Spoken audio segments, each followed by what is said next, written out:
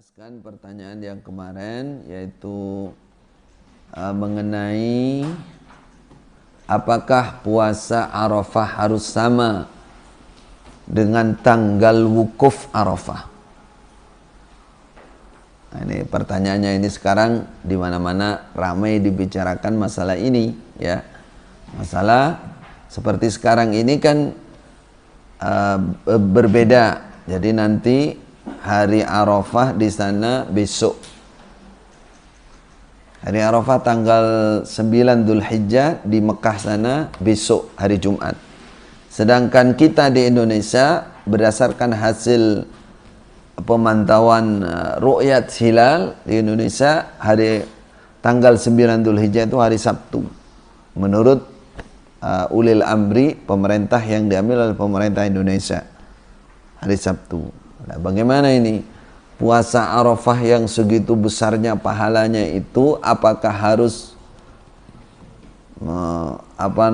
pas hari sebagaimana wukuf di Arafah yaitu besok, ataukah mengikuti tanggal yang telah ditentukan oleh ru'yat di Indonesia, hasil ru'yatul hilal di Indonesia.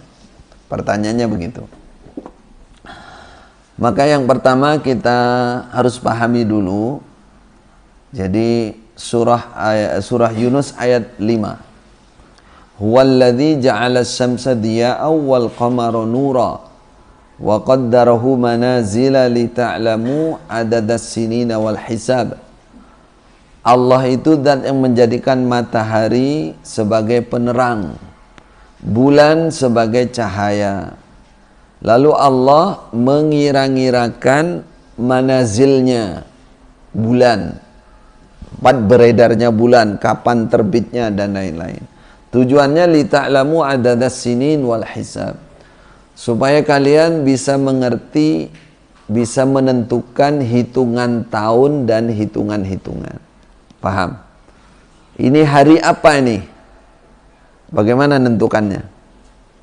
Hari apa nih? Ini siang apa malam? Menentukannya dengan melihat matahari. Kemudian ini bulan apa? Menentukannya dengan cara melihat bulan. Namanya ru'yatul hilal. Artinya ayat ini mendasari bahwa untuk menentukan hitungan hari, bulan, bahkan nanti berapa tahun, 12 bulan jadi 1 tahun dan seterusnya, itu menggunakan matahari dan bulan. Karena matahari dan bulan. Baik. Untuk memperjelas masalah bulan itu di surah apa? Surat apa? Yasin harusnya itu. Ayat 39 ya. Wal qamara qaddarnahu manazila hatta 'ada kal urjunil qadim. Dan bulan kami kira-kirakan tempat beredarnya sampai bulan itu kembali seperti kuncup manggar kurma. Artinya kecil, sangat celirit. Kalau kita dibilang bulan sabit, kecil. Bagaimana maksudnya? Saya tanya. Ketika bulan itu bunder-nder disebut bulan apa? Bulan Purnama, bunder, topal. Itu kapan? Pertengahan bulan. Maka dalam ayat ini disebutkan ketika bulan itu besar, di tengah bulan itu nanti mengecil sampai habis, nggak kelihatan sama sekali. Nah, sampai ada bulan sabit celirit kecil sampai hilang. Jadi akhir bulan itu hilang. Lah menentukan awal bulan tanggal 1 misalkan Ramadan atau Dzulhijjah ini, kalau sudah bulan itu kelihatan walaupun kecil. Paham? Kalau bulan itu kelihatan walaupun masih celirit kecil pinggirnya tok. Nah, ini 2 ayat sudah ya diterangkan di sini bahwa bulan, untuk menentukan awal bulan itu dengan cara melihat, namanya ru'yatul hilal. Melihat bulan kelihatan apa tidak. Nah, kalau zaman dulu orang melihat bulan ya sudah nggak pakai alat apa-apa, yang matanya jeli, ya, di padang pasir, rata-rata kan padang pasir, dia lihat ke langit, dia cari. Orang zaman dulu nggak pakai tanggalan tulisan, jadi mereka sudah biasa tiap hari melihat kayak begitu. Kalau tanggal 1 kecil, dia sudah tahu, dia sudah hafal. Nanti tanggal 2 membesar, tanggal 3 besar sampai pertengahan bulan 14, 15 bundar. Bundar sekali. Nanti habis itu kecil hilang. Untuk menentukan tanggal 1, namanya bulan Qamariyah, ngelihat bulan tampak apa enggak ya? Tampak lagi apa enggak ya? Setelah hilang itu tampak apa enggak? Paham? Nah, kalau di Indonesia dengan perhitungan sekarang ya, yang ada yang berkembang, yang dipakai oleh pemerintah, oleh Nahdien, kalau sudah di atas ufuk itu 3 derajat. 3 derajat. Baru imkanur ru'yah namanya. Kemungkinan terlihat. Jadi kalau sudah pakai alat itu kan bisa nembus macam-macam. Nah, kalau pakai alat itu. Kalau zaman dulu nggak pakai alat, ya pakai mata gini tok. Disimpulkan bahwa bisa terlihat imkanur ru'yah itu kalau sudah dari ufuk itu sekitar 3 derajat.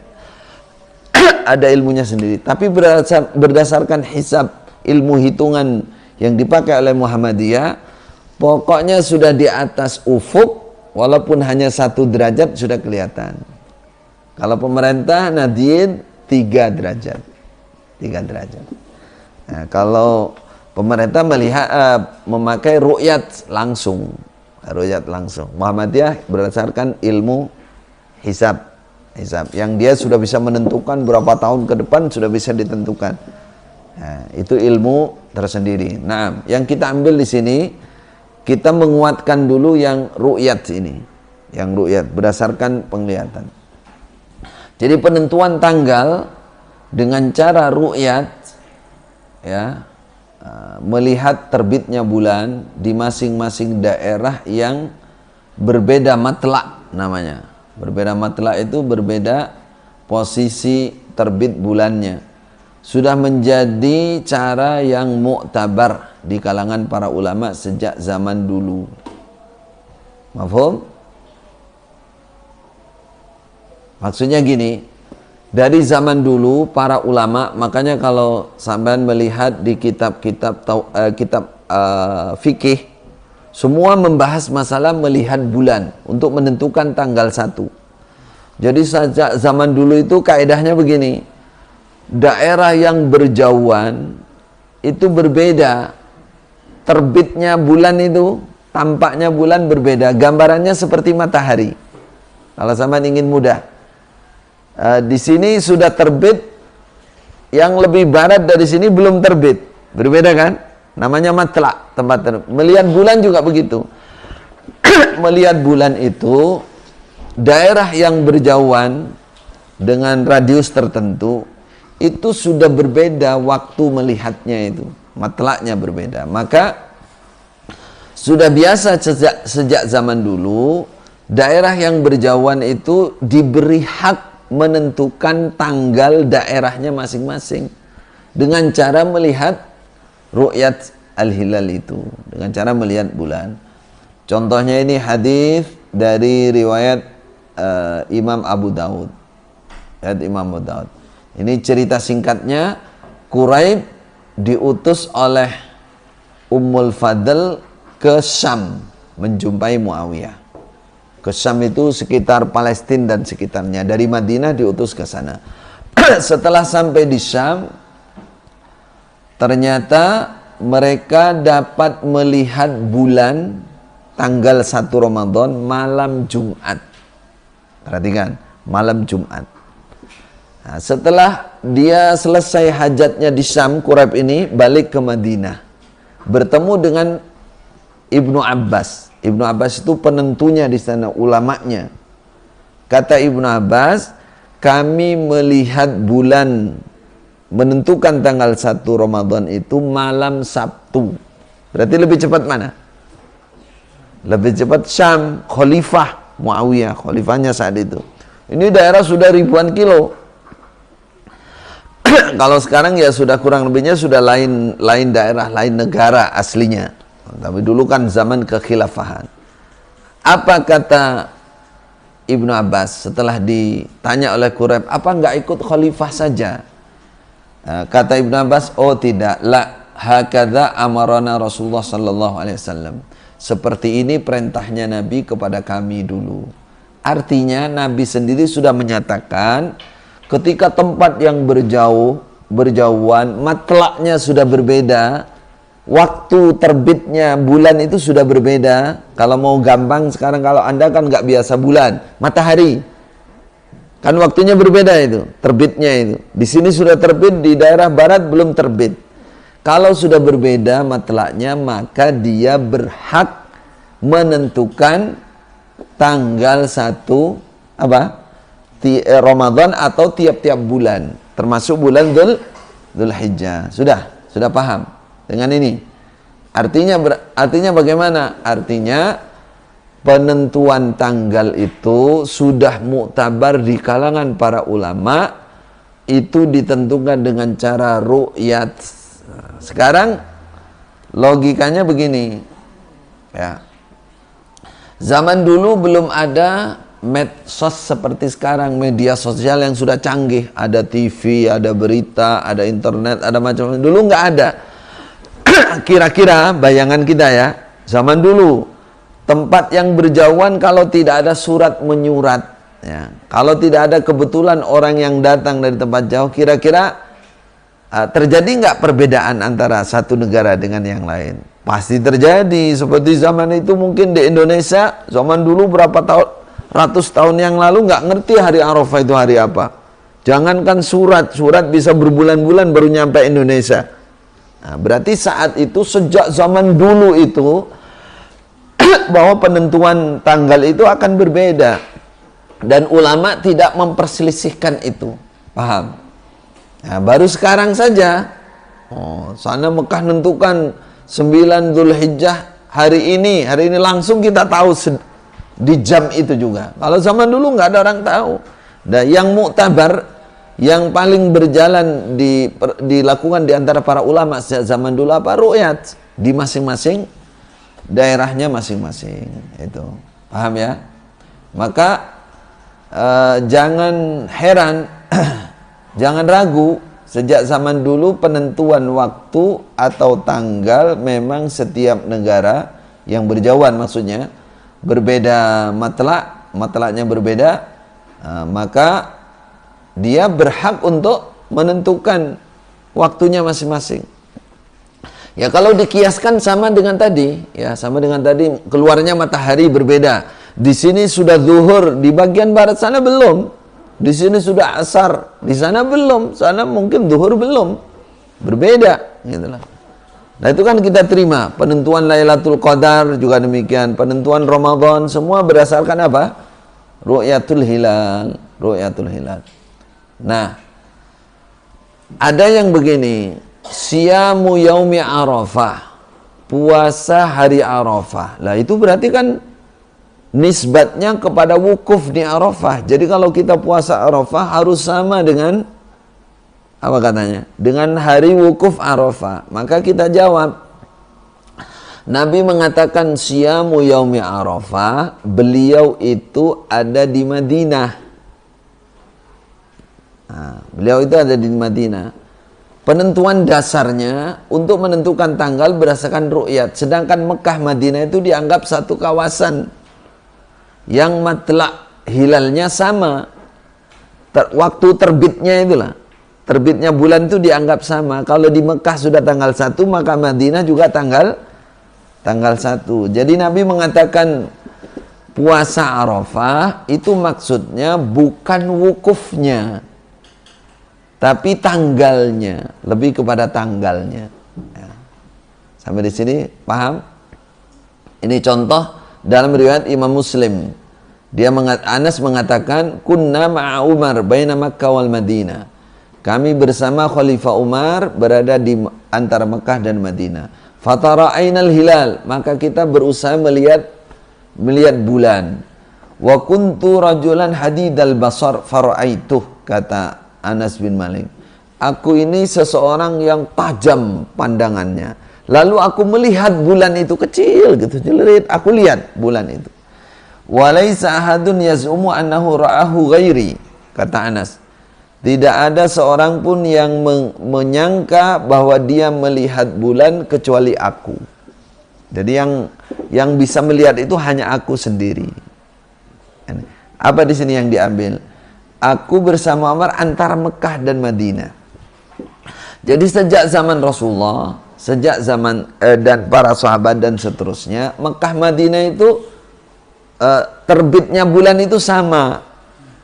Jadi ketika Nabi mengatakan siyamu yaumi Arafah, puasa hari Arafah, berarti yang dimaksud adalah tanggal 9 Dzulhijjah, karena sama Mekah Madinah itu. Paham?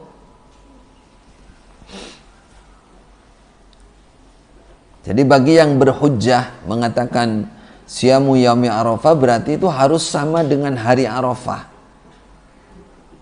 Itu supaya diketahui bahwa Nabi bersabda itu ketika beliau di Madinah dan tanggalnya sama. Itu satu. Yang kedua, kata-kata siyamu yaumi Arafah itu sama dengan siyamu yaumi Asyura, siyamul bid, siyamu Dawud. Jadi Nabi sering mengucapkan puasa itu dinisbatkan kepada sesuatu yang lebih dikenal. Nah, kalau Nabi bilang siyamu Arafah, maksudnya supaya orang ngerti betul itu tanggal 9 Dzulhijjah itu puasa Arafah.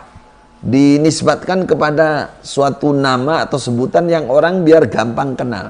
Contoh, siyamu Asyura, puasa hari Asyura, itu sudah sejak zaman jahiliyah dilakukan oleh orang Islam. Sehingga setelah Islam Nabi bilang siyami Asyura, puasa Asyura. Dinisbatkan kepada bahasa yang dikenal oleh banyak orang. Supaya nggak bingung.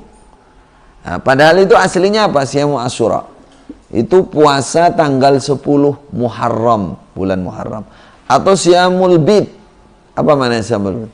Puasa hari terang, malam yang terang. Maksudnya apa? Puasa di tengah-tengah bulan 3 hari. Nah, kenapa dikatakan puasa terang bulan? Ya, dinisbatkan kepada suatu nama yang orang biar gampang kenal. Maksudnya tanggal berapa? 14, 15, 16 atau 13, 14, 15. Maksudnya begitu. Ada siyamu Daud, puasa Nabi Daud. Apa maksudnya? Supaya orang langsung kenal, oh puasa Nabi Daud. Nah, puasa Nabi Daud. Maksudnya sehari puasa, sehari tidak puasa. Tayyib, mafhum? Itu kedua. Jadi kalau ada orang bilang itu Rasulullah bersabda itu apa namanya? Siyamu yaumi Arafah, itu puasa hari Arafah. Berarti harus sama dengan orang wukuf. Jawabannya tidak. Tidak harus. Jumhur ulama juga tidak demikian. Jumhur ulama itu umumnya para ulama tidak menisbatkan kepada masalah wukufnya, tapi masalah hari, waktu, yaitu tanggal 9 Dzulhijjah. Sedangkan penentuan hari dan waktu itu untuk tanggal itu diserahkan kepada ijtihad masing-masing tempat atau masing-masing negara. Nah, ini yang lebih jelas di sini apa namanya fatwa dari Syekh Utsaimin, ya. Syekh Utsaimin. Saya singkat saja supaya cepat, ya. Artinya Syekh Utsaimin ini adalah kibar ulama, anggota ulama-ulama besar di Saudi dan mufti, orang yang berhak memberikan fatwa. Dalam fatwa beliau, fatwa dalam kumpulan fatwa beliau diterangkan, beliau ditanya bahwa hari Arafah untuk wukuf itu berbeda dengan tempat lain, dengan negara lain. Bagaimana negara lain ini harus ikut apa tidak kalau mau berpuasa Arafah? Beliau menjawab begini jawabannya. Ini semua berdasar atas perselisihan para ulama, apakah tanggal 1 dengan melihat bulan itu berlaku untuk seluruh dunia ataukah berlaku untuk setiap daerah yang terbitnya atau waktu terbitnya bulan itu sama. Beliau mengatakan was-shawabu annahu yakhtalifu bi ikhtilafil matali'. Yang benar, penentuan tanggal itu berbeda sebab perbedaan matlak, perbedaan waktu terbitnya bulan. Contoh kata beliau, famathalan idza kana al-hilalu qad ru'iya bi Makkah, ketika tanggal 1 sudah dilihat di Makkah. Tanggal 1 bulannya sudah tampak, menunjukkan tanggal 1. Wa kana hadzal yaum huwa al-yaum at-tasi'. Dan hari ini misalkan itu hari ke-9. Wa ru'iya fi baladin akhar qabla Makkah biyaumin. Sedangkan di negara lain tanggal 1 itu sudah dilihat 1 hari sebelum di Mekah. Berarti wa kana yaum Arafah indahum al-yaumal ashir. Berarti di negara lain hari Arafahnya itu adalah hari ke-10 di Mekah. Paham? Hari Arafah itu kan tanggal 9. Tanggal 9. Di Mekah tanggal 9. Sedangkan di negara lain karena sudah melihat duluan tanggal 10. Fa innahu la yajuzu lahum an yasumu hadzal yaum li'annahu yaumu aidin. Maka hari itu untuk di negara yang sudah hitungannya tanggal 10 nggak boleh puasa Arafah, walaupun di Mekah masih tanggal 9. Mudah-mudahan paham. Di negara lain sudah tanggal 10, berarti hari raya sudah. Itu nggak boleh, walaupun alasannya di Mekah tanggal 9 masih hari wukuf Arafah. Wa kadzalika law qaddara annahu ta'akhkharat ar-ru'ya an Makkah wa kana al-yaumut tasi' fi Makkah huwa tsamin indahum.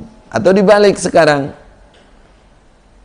di Mekah menyatakan ini sudah tanggal 9, padahal di negara lain tanggal 8. Tanggal 8. Tayyib. Fi Makkah huwa yaumut tsamin indahum.